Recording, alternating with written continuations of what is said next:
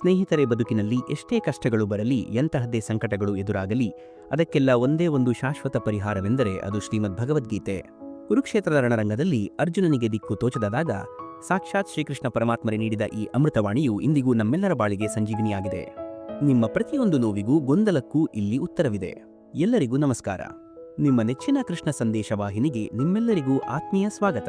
ಇಂದಿನ ಈ ವಿಶೇಷ ಸಂಚಿಕೆಯಲ್ಲಿ ನಾವು ಶ್ರೀಕೃಷ್ಣನು ಜಗತ್ತಿಗೆ ನೀಡಿದ 30 ಅತ್ಯಂತ ಶ್ರೇಷ್ಠ ಹಾಗೂ ಬದುಕು ಬದಲಿಸುವ ವಿಚಾರಗಳನ್ನು ತೆಗೆದುಕೊಂಡು ಬಂದಿದ್ದೇವೆ. ಈ ಮಾತುಗಳನ್ನು ಯಾರು ಶ್ರದ್ಧೆಯಿಂದ ಕೇಳುತ್ತಾರೋ ಮತ್ತು ಪಾಲಿಸುತ್ತಾರೋ ಅವರ ಕಷ್ಟಗಳೆಲ್ಲವೂ ಕರಗಿ ಬದುಕು ಬಂಗಾರವಾಗುತ್ತದೆ ಎಂದು ನಾನು ಭರವಸೆ ನೀಡಬಲ್ಲೆ. ಬನ್ನಿ, ತಡಮಾಡದೆ ಆ ಜ್ಞಾನದ ಬಾಗಿಲನ್ನು ತೆರೆಯೋಣ. ಶ್ರೀಕೃಷ್ಣರು ಹೇಳುವ ಮೊದಲನೆಯ ಮಾತಿನೆಂದರೆ, ಯಾರು ನಿಮ್ಮೊಂದಿಗೆ ಅತಿಯಾದ ಸಿಹಿ ಮಾತುಗಳನ್ನು ಆಡುತ್ತಾರೋ ಮತ್ತು ನಿಮ್ಮನ್ನು ಅತಿಯಾಗಿ ಹೊಗಳುತ್ತಾರೋ ಅಂತಹವರಿಂದ ಯಾವಾಗಲೂ ಎಚ್ಚರಿಕೆಯಿಂದ ಇರಿ. ಏಕೆಂದರೆ ಮನುಷ್ಯರು ತಮ್ಮ ಕೆಲಸವನ್ನು ಸಾಧಿಸಿಕೊಳ್ಳಲು ಅಥವಾ ತಮ್ಮ ಸ್ವಾರ್ಥವನ್ನು ಪೂರೈಸಿಕೊಳ್ಳಲು ಮಾತ್ರ ಅತಿಯಾದ ಸಿಹಿಯಾದ ಮಾತುಗಳನ್ನು ಆಡುತ್ತಾರೆ. ನೆನಪಿಡಿ, ಜೀವನದಲ್ಲಿ ಹೊಗಳಿಕೆ ಎನ್ನುವುದು ಉಚಿತವಾಗಿ ಸಿಗುವುದಿಲ್ಲ. ಯಾರಾದರೂ ನಿಮ್ಮನ್ನು ಸುಮ್ಮನೆ ಹೊಗಳುತ್ತಿದ್ದಾರೆ ಎಂದರೆ ಅದಕ್ಕೆ ಪ್ರತಿಯಾಗಿ ನೀವು ಏನನ್ನಾದರೂ ಕಳೆದುಕೊಳ್ಳಬೇಕಾಗುತ್ತದೆ ಅಥವಾ ಬೆಲೆ ತೆರಬೇಕಾಗುತ್ತದೆ. ಆದ್ದರಿಂದ ಮುಖಸ್ತುತಿ ಮಾಡುವವರಿಂದ ಸ್ವಲ್ಪ ದೂರವಿರುವುದೇ ಲೇಸು. ಎರಡನೆಯದಾಗಿ, ಕಣ್ಣಿಗೆ ಕಂಡಿದ್ದೆಲ್ಲವೂ ಸತ್ಯ ಎಂದು ನಂಬಲು ಹೋಗಬೇಡಿ. ನಾವು ಎಷ್ಟೋ ಬಾರಿ ಕಣ್ಣಾರೆ ಕಂಡಿದ್ದೇ ಸತ್ಯ ಎಂದು ಭ್ರಮಿಸುತ್ತೇವೆ. ಆದರೆ ವಾಸ್ತವ ಬೇರೆಯೇ ಇರಬಹುದು. ಕಣ್ಣಿಗೆ ಕಾಣುವುದು ಕೂಡ ಸುಳ್ಳಾಗಿರಬಹುದು. ಆದುದರಿಂದ ಯಾವುದೇ ವಿಷಯವನ್ನು ಪೂರ್ತಿಯಾಗಿ ತಿಳಿಯದೆ ಕೇವಲ ನೋಡಿದ್ದನ್ನು ನಂಬಿ ಆತುರದ ನಿರ್ಧಾರಗಳನ್ನು ತೆಗೆದುಕೊಳ್ಳಬೇಡಿ.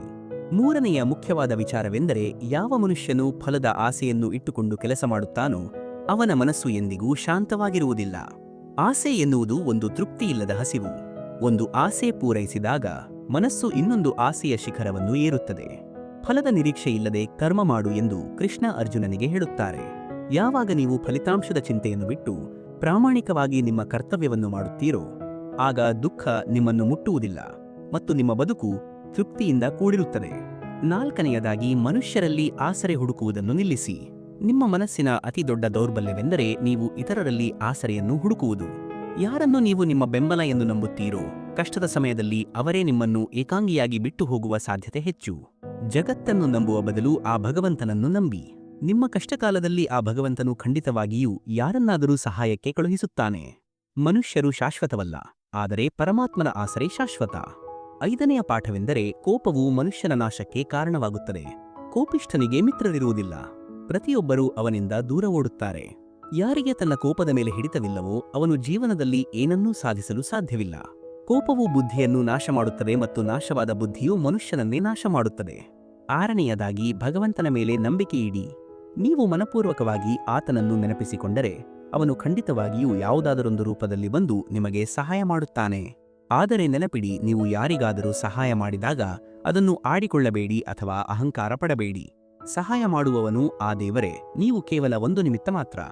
ಅಹಂಕಾರ ಬಂದರೆ ನಿಮ್ಮ ಪುಣ್ಯವೆಲ್ಲ ಶೂನ್ಯವಾಗುತ್ತದೆ. ಏಳನೆಯದಾಗಿ, ಕರ್ಮದ ನಿಯಮವನ್ನು ನಂಬಿ.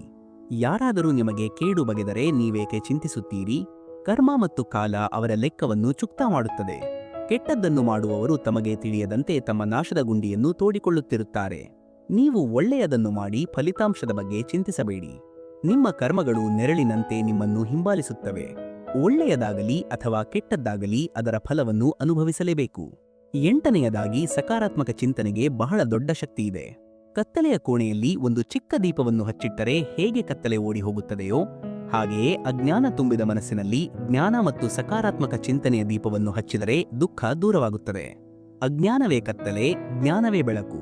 ಒಂಬತ್ತನೆಯದಾಗಿ, ಆಧ್ಯಾತ್ಮಿಕ ಜ್ಞಾನ ಮಾತ್ರ ಜೀವನಕ್ಕೆ ನಿಜವಾದ ಶಾಂತಿಯನ್ನು ನೀಡಬಲ್ಲದು. ನೀವು ಜನರ ಮಾತುಗಳಿಗೆ ಹೆಚ್ಚು ಬೆಲೆ ಕೊಟ್ಟಷ್ಟು ನಿಮ್ಮ ಮೇಲಿನ ನಿಮ್ಮ ನಂಬಿಕೆ ಕಡಿಮೆಯಾಗುತ್ತದೆ. ಆದ್ದರಿಂದ ನಿಮ್ಮ ದಾರಿಯನ್ನು ನೀವೇ ನಿರ್ಧರಿಸಿ. ನಿಮ್ಮ ಅಂತರಾತ್ಮದ ಧ್ವನಿಯನ್ನು ಕೇಳಿ. ಹತ್ತನೆಯದಾಗಿ, ಕಲಿಯುಗದಲ್ಲಿ ಮನುಷ್ಯನೇ ಮನುಷ್ಯನಿಗೆ ಶತ್ರುವಾಗುತ್ತಿದ್ದಾನೆ. ಸ್ಪರ್ಧೆ, ಅಸೂಯೆ ಮತ್ತು ಸ್ವಾರ್ಥದಿಂದಾಗಿ ಮನುಷ್ಯರು ಒಬ್ಬರನ್ನೊಬ್ಬರು ತುಳಿಯುತ್ತಿದ್ದಾರೆ. ಶಾಸ್ತ್ರಗಳಲ್ಲಿ ಹೇಳಿರುವಂತೆ ಕಲಿಯುಗದಲ್ಲಿ ಮನುಷ್ಯರು ಮನುಷ್ಯರನ್ನೇ ತಿನ್ನುತ್ತಾರೆ ಎಂದರೆ ಒಬ್ಬರ ಸುಖವನ್ನು ಇನ್ನೊಬ್ಬರು ಕಿತ್ತುಕೊಳ್ಳುತ್ತಾರೆ ಎಂದರ್ಥ. ಎಲ್ಲರೂ ಮನುಷ್ಯರಾಗಿದ್ದಾರೆ, ಆದರೆ ಮನುಷ್ಯತ್ವ ಮಾತ್ರ ಮಾಯವಾಗಿದೆ. ಇದಕ್ಕೆ ಸಂಬಂಧಿಸಿದಂತೆ ಒಂದು ಕಥೆಯಿದೆ. ಒಬ್ಬ ಭಿಕ್ಷುಕ ಶ್ರೀಮಂತನ ಮನೆಗೆ ಹೋಗಿ ಕುಡಿಯಲು ನೀರು ಕೇಳುತ್ತಾನೆ. ಆಗ ಆ ಶ್ರೀಮಂತ, ಈಗ ಮನೆಯಲ್ಲಿ ಆಳುಗಳಿಲ್ಲ, ಅವರು ಬಂದ ಮೇಲೆ ನಿನಗೆ ನೀರು ಕೊಡುತ್ತಾರೆ ಎಂದು ಹೇಳುತ್ತಾನೆ. ಆಗ ಭಿಕ್ಷುಕನು, ನೀನು ಮನುಷ್ಯನಲ್ಲವೇ? ನೀನು ಯಾವಾಗ ಮನುಷ್ಯನಾಗುತ್ತೀಯಾ ಎಂದು ಕೇಳುತ್ತಾನೆ. ಇದು ಇಂದಿನ ಪರಿಸ್ಥಿತಿ.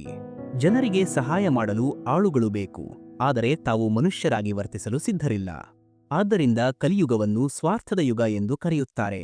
11ನೆಯ ಉಪದೇಶವೇನೆಂದರೆ, ಜೀವನದಲ್ಲಿ ಎಂದಿಗೂ ನಿಮ್ಮನ್ನು ನೀವು ನಿರ್ಗತಿಕರನ್ನಾಗಿ ಅಥವಾ ಅಸಹಾಯಕರನ್ನಾಗಿ ಮಾಡಿಕೊಳ್ಳಬೇಡಿ. ಎಲ್ಲಿಯವರೆಗೆ ನೀವು ಪರಾವಲಂಬಿಯಾಗುವುದಿಲ್ಲವೋ ಅಲ್ಲಿಯವರೆಗೆ ಯಾರೂ ನಿಮ್ಮನ್ನು ನೋಯಿಸಲು ಸಾಧ್ಯವಿಲ್ಲ. ನೀವು ಯಾವಾಗ ಇನ್ನೊಬ್ಬರ ಮೇಲೆ ಅವಲಂಬಿತರಾಗುತ್ತೀರೋ ಆಗ ಅವರು ನಿಮ್ಮನ್ನು ಬಳಸಿಕೊಳ್ಳಲು ಮತ್ತು ಶೋಷಿಸಲು ಪ್ರಾರಂಭಿಸುತ್ತಾರೆ. ಅವಶ್ಯಕತೆ ಅಥವಾ ಅಸಹಾಯಕತೆ ಎನ್ನುವುದು ಗುಲಾಮಗಿರಿಗಿಂತ ಕಡೆಯಾದದ್ದು. ಅದು ನಿಮ್ಮನ್ನು ಇನ್ನೊಬ್ಬರ ತಾಳಕ್ಕೆ ತಕ್ಕಂತೆ ಕುಣಿಸುತ್ತದೆ. 12ನೆಯದಾಗಿ, ಸೋಲಿಗೆ ಹೆದರಿ ಪ್ರಯತ್ನವನ್ನು ನಿಲ್ಲಿಸಬೇಡಿ. ಯಾರು ಸೋಲಿಗೆ ಹೆದರುತ್ತಾರೋ ಅವರು ದೊಡ್ಡ ಯಶಸ್ಸನ್ನು ಕಾಣಲಾರರು. ದೊಡ್ಡ ಯಶಸ್ಸಿಗೆ 5 ಕೀಲಿ ಕೈಗಳಿವೆ ಎಂದು ಗೀತೆ ಹೇಳುತ್ತದೆ. ಸಕಾರಾತ್ಮಕ ಚಿಂತನೆ, ಏಕಾಗ್ರತೆ, ನಿಜವಾದ ಸಮರ್ಪಣೆ, ದೃಢ ನಿರ್ಧಾರ ಮತ್ತು ನಿರಂತರ ಪ್ರಯತ್ನ. ಇವುಗಳಿದ್ದರೆ ಯಶಸ್ಸು ನಿಮ್ಮದಾಗುತ್ತದೆ. 13ನೆಯದಾಗಿ, ಸಂಬಂಧಗಳಲ್ಲಿ ಮರ್ಯಾದೆ ಬಹಳ ಮುಖ್ಯ. ಎಲ್ಲಿ ಮರ್ಯಾದೆಯ ಗೆರೆ ದಾಟಲ್ಪಡುತ್ತದೆಯೋ ಅಲ್ಲಿ ಸಂಬಂಧಗಳು ನಾಶವಾಗುತ್ತವೆ. ವಯಸ್ಸಿನಲ್ಲಿ ದೊಡ್ಡವರಿರಲಿ ಅಥವಾ ಚಿಕ್ಕವರಿರಲಿ, ಪರಸ್ಪರ ಗೌರವ ಇಲ್ಲದ ಸಂಬಂಧಗಳು ಹೆಚ್ಚು ಕಾಲ ಉಳಿಯುವುದಿಲ್ಲ. ಮರ್ಯಾದೆಯೇ ಸಂಬಂಧದ ತಳಹದಿ. 14ನೆಯದಾಗಿ, ಮನಸ್ಸನ್ನು ಶಾಂತವಾಗಿರಿಸಿಕೊಳ್ಳಿ. ಪ್ರಕ್ಷುಬ್ಧವಾದ ಮನಸ್ಸು ದುಃಖವನ್ನು ಮಾತ್ರ ನೀಡುತ್ತದೆ. ಯಾರು ತಮ್ಮ ಮನಸ್ಸನ್ನು ಮತ್ತು ಇಂದ್ರಿಯಗಳನ್ನು ಹತೋಟಿಯಲ್ಲಿಟ್ಟುಕೊಳ್ಳುತ್ತಾರೋ ಅವರಿಗೆ ಜಗತ್ತಿನ ಯಾವ ದುಃಖವೂ ಬಾಧಿಸುವುದಿಲ್ಲ. ಶಾಂತವಾದ ಮನಸ್ಸೇ ಪರಮಾನಂದದ ಮೂಲ. 15ನೆಯದಾಗಿ, ಯಾರು ನಿಮ್ಮ ಎದುರು ಪ್ರೀತಿಯ ನಾಟಕವಾಡಿ ನಿಮ್ಮ ಬೆನ್ನ ಹಿಂದೆ ನಿಮಗೆ ಹಾನಿ ಮಾಡುತ್ತಾರೋ ಅಂತಹವರಿಂದ ದೂರವಿರಿ. ಚಾಣಕ್ಯರು ಹೇಳುವಂತೆ, ಇವರು ಬಾಯಿಯಲ್ಲಿ ಹಾಲು ತುಂಬಿಕೊಂಡಿರುವ ವಿಷದ ಕುಡಿಕೆ ಇದ್ದಂತೆ. ಹೊರಗೆ ಅಮೃತದಂತೆ ಕಂಡರೂ ಒಳಗೆ ವಿಷವಿರುತ್ತದೆ. ಇಂತಹ ಜನರನ್ನು ತ್ಯಜಿಸುವುದೇ ಜಾಣತನ. 16ನೆಯದಾಗಿ, ನಿಮ್ಮ ಸುಖ ಮತ್ತು ದುಃಖವನ್ನು ಎಲ್ಲರೆದುರು ಹೇಳಿಕೊಳ್ಳಬೇಡಿ. ಜನರು ನಿಮ್ಮ ಸುಖವನ್ನು ನೋಡಿ ಅಸೂಯೆಪಡುತ್ತಾರೆ ಮತ್ತು ನಿಮ್ಮ ದುಃಖವನ್ನು ನೋಡಿ ಅಪಹಾಸ್ಯ ಮಾಡುತ್ತಾರೆ. ಇಲ್ಲಿ ಎಲ್ಲರ ಕೈಯಲ್ಲೂ ಉಪ್ಪಿದೆ, ಆದ್ದರಿಂದ ನಿಮ್ಮ ಗಾಯವನ್ನು ಎಲ್ಲರಿಗೂ ತೋರಿಸಬೇಡಿ. ಅವರು ಉಪ್ಪು ಸವರಿ ಆನಂದಿಸುತ್ತಾರೆ. ನಿಮ್ಮ ಮನಸ್ಸಿನ ಸ್ಥಿತಿಯನ್ನು ಅರ್ಥಮಾಡಿಕೊಳ್ಳುವವರಿಗೆ ಮಾತ್ರ ಹೇಳಿಕೊಳ್ಳಿ. 17ನೆಯದಾಗಿ, ಹೊಸತನ್ನು ನಿರ್ಮಿಸಲು ಹಳೆಯದನ್ನು ಕೆಡವಲೇಬೇಕಾಗುತ್ತದೆ. ಕುರುಕ್ಷೇತ್ರ ಯುದ್ಧದ ಬಗ್ಗೆ ಕುಂತಿ ಶ್ರೀಕೃಷ್ಣರನ್ನು ಕೇಳಿದಾಗ ಕೃಷ್ಣ ಹೇಳುತ್ತಾರೆ, ಅಧರ್ಮ ಹೆಚ್ಚಾದಾಗ ಧರ್ಮವನ್ನು ಸ್ಥಾಪಿಸಲು ವಿನಾಶ ಅನಿವಾರ್ಯ. ಒಂದು ಹಳೆಯದಾದ ಶಿಥಿಲವಾದ ಅರಮನೆಯನ್ನು ಕೆಡವಿದರೆ ಮಾತ್ರ ಹೊಸ ಅರಮನೆಯನ್ನು ಕಟ್ಟಲು ಸಾಧ್ಯ. ಜೀವನದಲ್ಲಿ ಹೊಸ ಬದಲಾವಣೆ ಬೇಕೆಂದರೆ ಹಳೆಯದನ್ನು ಕೆಡಕನ್ನು ತ್ಯಜಿಸಲೇಬೇಕು. 18ನೆಯದಾಗಿ, ಒಂಟಿತನಕ್ಕೆ ಹೆದರಬೇಡಿ. ನೆನಪಿಡಿ, ನೀವು ಈ ಜಗತ್ತಿಗೆ ಬಂದಿದ್ದು ಒಬ್ಬಂಟಿಯಾಗಿ ಮತ್ತು ಹೋಗುವುದು ಕೂಡ ಒಬ್ಬಂಟಿಯಾಗಿಯೇ. ತಂದೆ ತಾಯಿ ಕೂಡ ಒಂದು ಹಂತದವರೆಗೆ ಮಾತ್ರ ಜೊತೆಗಿರುತ್ತಾರೆ. ಮನುಷ್ಯರು ಕೈಬಿಟ್ಟರೂ ಆ ಭಗವಂತ ನಿಮ್ಮನ್ನು ಎಂದಿಗೂ ಕೈಬಿಡುವುದಿಲ್ಲ. ತಪ್ಪು ಜನರ ಸಹವಾಸದಲ್ಲಿ ಇರುವುದಕ್ಕಿಂತ ಏಕಾಂಗಿಯಾಗಿರುವುದು ಎಷ್ಟೋ ಮೇಲು. 19ನೆಯದಾಗಿ, ಹಳೆಯದನ್ನು ಮರೆತು ವರ್ತಮಾನದಲ್ಲಿ ಬದುಕಿ. ಗತಕಾಲದ ಕೆಟ್ಟ ನೆನಪುಗಳನ್ನು ಇಟ್ಟುಕೊಂಡು ಕೊರಗುವುದರಲ್ಲಿ ಅರ್ಥವಿಲ್ಲ. ಅದು ನಿಮ್ಮ ಇಂದಿನ ನೆಮ್ಮದಿಯನ್ನು ಹಾಳು ಮಾಡುತ್ತದೆ. ಆದದ್ದೆಲ್ಲ ಒಳ್ಳೆಯದಕ್ಕೆ ಆಗಿದೆ ಎಂದು ನಂಬಿ ಮುಂದೆ ಸಾಗಿ. ವರ್ತಮಾನವನ್ನು ಸುಂದರವಾಗಿಸಿಕೊಂಡರೆ ಭವಿಷ್ಯವು ಸುಂದರವಾಗುತ್ತದೆ. 20ನೆಯದಾಗಿ, ಸಂಪತ್ತು ಮತ್ತು ಅಧಿಕಾರದ ಅಹಂಕಾರ ಬೇಡ. ದುರ್ಯೋಧನನಿಗೆ ತನ್ನ ಸೈನ್ಯ, ಅಧಿಕಾರ ಮತ್ತು ಸಂಪತ್ತಿನ ಬಗ್ಗೆ ಬಹಳ ಅಹಂಕಾರವಿತ್ತು. ಆದರೆ ಆ ಅಹಂಕಾರವೇ ಅವನ ನಾಶಕ್ಕೆ ಕಾರಣವಾಯಿತು. ನೀವು ಎಷ್ಟೇ ದೊಡ್ಡವರಾಗಿ ಎಷ್ಟೇ ಎತ್ತರಕ್ಕೆ ಬೆಳೆಯಿರಿ, ಆದರೆ ವಿನಯವನ್ನು ಮರೆಯಬೇಡಿ. ಅಹಂಕಾರವು ವಿನಾಶದ ಮೊದಲ ಹೆಜ್ಜೆ. 21ನೆಯದಾಗಿ, ಸಾವು ಅನಿವಾರ್ಯ ಸತ್ಯ. ಈ ದೇಹ ಒಂದು ಬಾಡಿಗೆ ಮನೆಯಿದ್ದಂತೆ.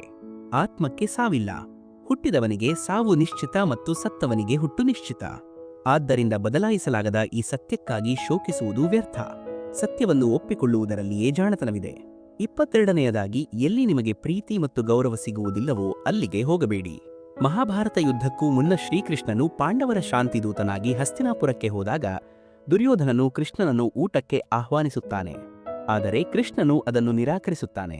ಕೃಷ್ಣ ಹೇಳುತ್ತಾರೆ, ಒಬ್ಬರ ಮನೆಗೆ ಊಟಕ್ಕೆ ಹೋಗಬೇಕಾದರೆ 2 ಕಾರಣಗಳಿರಬೇಕು. ಒಂದು, ನಮಗೆ ವಿಪರೀತ ಹಸಿವಿರಬೇಕು, ಅಥವಾ ಬಡಿಸುವವನಿಗೆ ನಮ್ಮ ಮೇಲೆ ಅಪಾರವಾದ ಪ್ರೀತಿ ಇರಬೇಕು. ದುರ್ಯೋಧನನಲ್ಲಿ ಪ್ರೀತಿಯೂ ಇರಲಿಲ್ಲ ಮತ್ತು ಕೃಷ್ಣನಿಗೆ ಹಸಿವೂ ಇರಲಿಲ್ಲ. ಆದ್ದರಿಂದ ಗೌರವ ಇಲ್ಲದ ಕಡೆ ನೀರು ಕೂಡ ಕುಡಿಯಬಾರದು. 23ನೆಯದಾಗಿ, ಮೂರ್ಖರಿಗೆ ಮತ್ತು ದುಷ್ಟರಿಗೆ ಬುದ್ಧಿವಾದ ಹೇಳಲು ಹೋಗಬೇಡಿ. ಅದು ಅವರ ಅಹಂಕಾರವನ್ನು ನೋಯಿಸುತ್ತದೆ ಮತ್ತು ಅವರು ನಿಮ್ಮ ಶತ್ರುಗಳಾಗುತ್ತಾರೆ. ಕತ್ತಿಗೆ ತಾನ್ಪುರ ಮೀಟಿದರೆ ಏನು ಪ್ರಯೋಜನ?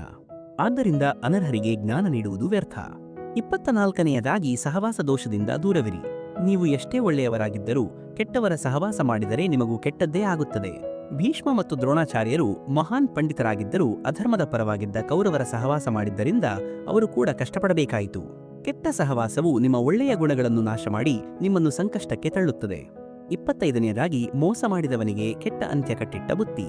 ಶಕುನಿ ಮತ್ತು ದುರ್ಯೋಧನರು ಪಾಂಡವರಿಗೆ ಜೀವನವಿಡೀ ಮೋಸ ಮಾಡಿದರು. ಆದರೆ ಕೊನೆಯಲ್ಲಿ ಏನಾಯಿತು? ಮೋಸದಿಂದ ಬದುಕಿದವರು ಮೋಸದಿಂದಲೇ ಸಾಯಬೇಕಾಯಿತು. ಕರ್ಮವು ಯಾರ ಮುಖವನ್ನೂ ಮರೆಯುವುದಿಲ್ಲ. ನೀವು ಯಾರಿಗಾದರೂ ಮೋಸ ಮಾಡಿದರೆ ಮುಂದೊಂದು ದಿನ ನಿಮಗೂ ಮೋಸವಾಗುತ್ತದೆ ಎನ್ನುವುದನ್ನು ಮರೆಯಬೇಡಿ. 26ನೇಯದಾಗಿ ಕಷ್ಟಗಳು ಬಂದಾಗ ಧೈರ್ಯಗೆಡಬೇಡಿ, ತಾಳ್ಮೆಯಿಂದಿರಿ. ಇದಕ್ಕೊಂದು ಸುಂದರವಾದ ಕಥೆಯಿದೆ. ಒಬ್ಬ ರಾಜನು ತನ್ನ ಗುರುವಿನ ಬಳಿ ಹೋಗಿ ಕಷ್ಟಕಾಲದಲ್ಲಿ ದಾರಿ ತೋರಿಸುವ ಒಂದು ಮಂತ್ರವನ್ನು ಕೇಳುತ್ತಾನೆ. ಗುರುಗಳು ಒಂದು ತಾಯತವನ್ನು ಕೊಟ್ಟು ಅತ್ಯಂತ ಕೆಟ್ಟ ಸಮಯದಲ್ಲಿ ಮಾತ್ರ ಇದನ್ನು ತೆರೆಯಬೇಕು ಎಂದು ಹೇಳುತ್ತಾರೆ. ಮುಂದೆ ರಾಜನು ಶತ್ರುಗಳಿಂದ ಸೋತು ಕಾಡಿಗೆ ಓಡಿ ಹೋಗುತ್ತಾನೆ. ಆತ್ಮಹತ್ಯೆ ಮಾಡಿಕೊಳ್ಳುವ ಸ್ಥಿತಿ ಬಂದಾಗ ಆ ತಾಯತವನ್ನು ತೆರೆಯುತ್ತಾನೆ. ಅದರಲ್ಲಿ ಈ ಸಮಯ ಕೂಡ ಕಳೆದು ಹೋಗುತ್ತದೆ ಎಂದು ಬರೆದಿರುತ್ತದೆ. ಆ ಮಾತು ರಾಜನಿಗೆ ಹೊಸ ಶಕ್ತಿ ನೀಡುತ್ತದೆ. ಅವನು ಮತ್ತೆ ಸೈನ್ಯ ಕಟ್ಟಿ ರಾಜ್ಯವನ್ನು ಗೆಲ್ಲುತ್ತಾನೆ. ಹೌದು ಗೆಳೆಯರೇ, ಎಂತಹದ್ದೇ ಕಷ್ಟವಿರಲಿ ಇದು ಕೂಡ ಕಳೆದು ಹೋಗುತ್ತದೆ. ತಾಳ್ಮೆ ಹೊಂದಿದ್ದರೆ ಸಾಕು, ಎಲ್ಲವನ್ನೂ ಗೆಲ್ಲಬಹುದು. 27ನೇಯದಾಗಿ ಈ ಜಗತ್ತಿನಲ್ಲಿ ಮಿತಿಮೀರಿ ಒಳ್ಳೆಯವರಾಗಿರಬೇಡಿ. ಪಾಂಡವರು ಧರ್ಮವಂತರು ಮತ್ತು ಸರಳರಾಗಿದ್ದರು. ಅವರ ಈ ಸರಳತೆಯ ಲಾಭವನ್ನು ಕೌರವರು ಪಡೆದುಕೊಂಡರು. ಇಂದಿನ ಕಾಲದಲ್ಲಿ ಅತಿಯಾಗಿ ಒಳ್ಳೆಯತನ ತೋರಿಸಿದರೆ ಜನ ನಿಮ್ಮನ್ನು ಮೂರ್ಖರು ಎಂದು ಭಾವಿಸಿ ಬಳಸಿಕೊಳ್ಳುತ್ತಾರೆ. ನಿಮ್ಮ ಒಳ್ಳೆಯತನವನ್ನು ನಿಮ್ಮ ದೌರ್ಬಲ್ಯವಾಗಿಸಿಕೊಳ್ಳಬೇಡಿ. ಜಗತ್ತಿನ ಕಣ್ಣಿಗೆ ಒಳ್ಳೆಯವರಾಗಲು ಹೋಗಬೇಡಿ. ನಿಮ್ಮ ಆತ್ಮಸಾಕ್ಷಿಗೆ ಸರಿಯಾಗಿರಿ. 28ನೇಯದಾಗಿ ನಮ್ಮ ಬೆಳವಣಿಗೆಯನ್ನು ಕಂಡು ಹೆಚ್ಚು ಅಸೂಯೆ ಪಡುವವರು ಹೊರಗಿನವರಲ್ಲ, ನಮ್ಮ ಸಂಬಂಧಿಕರೇ ಆಗಿರುತ್ತಾರೆ. ಮಹಾಭಾರತ ನಡೆದಿದ್ದು ಸಹೋದರರ ನಡುವೆ. ದುರ್ಯೋಧನನಿಗೆ ಪಾಂಡವರ ಏಳಿಗೆಯನ್ನು ಸಹಿಸಲು ಆಗಲಿಲ್ಲ. ಹೊರಗಿನವರಿಗೆ ನೀವು ಹೇಗೆ ಬದುಕಿದರೂ ಚಿಂತೆಯಿಲ್ಲ, ಆದರೆ ನಮ್ಮವರು ಎನಿಸಿಕೊಂಡವರಿಗೆ ನಮ್ಮ ಏಳಿಗೆ ಕಣ್ಣು ಕುಕ್ಕುತ್ತದೆ. ಆದ್ದರಿಂದ ನಿಮ್ಮ ಗುರಿಗಳನ್ನು ಮತ್ತು ಗೆಲುವುಗಳನ್ನು ಎಲ್ಲರೊಂದಿಗೂ ಹಂಚಿಕೊಳ್ಳಬೇಡಿ. 29ನೇಯದಾಗಿ ಪದೇ ಪದೇ ತಪ್ಪು ಮಾಡುವವರನ್ನು ಅಥವಾ ನೋಯಿಸುವವರನ್ನು ಕ್ಷಮಿಸಬೇಡಿ. ಯುಧಿಷ್ಠಿರನು ದುರ್ಯೋಧನನನ್ನು ಪದೇ ಪದೇ ಕ್ಷಮಿಸಿದನು. ಅದರ ಪರಿಣಾಮವಾಗಿ ಅವರು ದೊಡ್ಡ ಸಂಕಷ್ಟಗಳನ್ನು ಎದುರಿಸಬೇಕಾಯಿತು. ಒಂದು ಬಾರಿ ತಪ್ಪು ಮಾಡಿದರೆ ಕ್ಷಮಿಸಬಹುದು, ಆದರೆ ತಪ್ಪು ಮಾಡುವುದೇ ಅವರ ಚಟವಾಗಿದ್ದರೆ ಅವರನ್ನು ಕ್ಷಮಿಸುವುದು ಎಂದರೆ ಹಾವಿಗೆ ಹಾಲೆರೆದಂತೆ. ಕ್ಷಮೆಗೂ ಒಂದು ಮಿತಿ ಇರಬೇಕು. ಮೂರ್ಖರಾಗುವಷ್ಟು ದಯೆ ತೋರಿಸಬೇಡಿ. 30ನೇಯದಾಗಿ ಮತ್ತು ಅಂತಿಮವಾಗಿ ಪ್ರೀತಿಯನ್ನು ಮತ್ತು ಭಕ್ತಿಯನ್ನು ಗೌರವಿಸುವವರಿಗೆ ಮಾತ್ರ ಅದನ್ನು ನೀಡಿ. ಶ್ರೀಕೃಷ್ಣ ಹೇಳುತ್ತಾನೆ, ನಾನು ಭಕ್ತಿಗೆ ಹಸಿದವನೇ ಹೊರತು ಆಡಂಬರಕ್ಕಲ್ಲ. ಯಾರಾದರೂ ಪ್ರೀತಿಯಿಂದ ಒಂದು ಎಲೆ, ಹೂವು, ಹಣ್ಣು ಅಥವಾ ನೀರನ್ನು ಅರ್ಪಿಸಿದರೂ ನಾನು ಸಂತೋಷದಿಂದ ಸ್ವೀಕರಿಸುತ್ತೇನೆ. ಆದರೆ ಭಕ್ತಿ ಇಲ್ಲದೆ ನೀಡುವ 56 ಬಗೆಯ ಊಟವೂ ನನಗೆ ಬೇಡ. ನಿಮ್ಮ ಪ್ರೀತಿಯನ್ನು ಅರ್ಥ ಮಾಡಿಕೊಳ್ಳದವರ ಹಿಂದೆ ಹೋಗಿ ನೋವು ಅನುಭವಿಸುವ ಬದಲು ನಿಮ್ಮನ್ನು ಪ್ರೀತಿಸುವ ನಿಮ್ಮ ಭಾವನೆಗಳಿಗೆ ಬೆಲೆ ಕೊಡುವ ಆ ಭಗವಂತನಿಗೆ ಶರಣಾಗಿ. ಆಗ ಯಾವ ದುಃಖವೂ ನಿಮ್ಮನ್ನು ಮುಟ್ಟಲಾರದು. ಸ್ನೇಹಿತರೆ, ಶ್ರೀಕೃಷ್ಣರ ಈ 30 ಉಪದೇಶಗಳು ಕೇವಲ ಮಾತುಗಳಲ್ಲ, ಇವು ಜೀವನದ ಸತ್ಯಗಳು. ಯಾರು ಇವುಗಳನ್ನು ತಮ್ಮ ಬದುಕಿನಲ್ಲಿ ಅಳವಡಿಸಿಕೊಳ್ಳುತ್ತಾರೋ ಅವರ ಜೀವನದಲ್ಲಿ ಶಾಂತಿ ಮತ್ತು ನೆಮ್ಮದಿ ನೆಲೆಸುತ್ತದೆ. ಈ ವಿಡಿಯೋ ನಿಮಗೆ ಇಷ್ಟವಾಗಿದ್ದರೆ ದಯವಿಟ್ಟು ಲೈಕ್ ಮಾಡಿ ಮತ್ತು ಕಮೆಂಟ್ನಲ್ಲಿ ಜೈ ಶ್ರೀಕೃಷ್ಣ ಎಂದು ಬರೆಯಲು ಮರೆಯಬೇಡಿ. ಇಂತಹದೇ ಮತ್ತಷ್ಟು ಉತ್ತಮ ವಿಚಾರಗಳಿಗಾಗಿ ನಮ್ಮ ಕೃಷ್ಣ ಸಂದೇಶ ವಾಹಿನಿಗೆ ಚಂದಾದಾರರಾಗಿ. ಈ ಒಳ್ಳೆಯ ವಿಷಯವನ್ನು ನಿಮ್ಮ ಸ್ನೇಹಿತರೊಂದಿಗೂ ಹಂಚಿಕೊಳ್ಳಿ. ಎಲ್ಲರಿಗೂ ಒಳ್ಳೆಯದಾಗಲಿ. ಜೈ ಶ್ರೀ ರಾಧೆ ಕೃಷ್ಣ.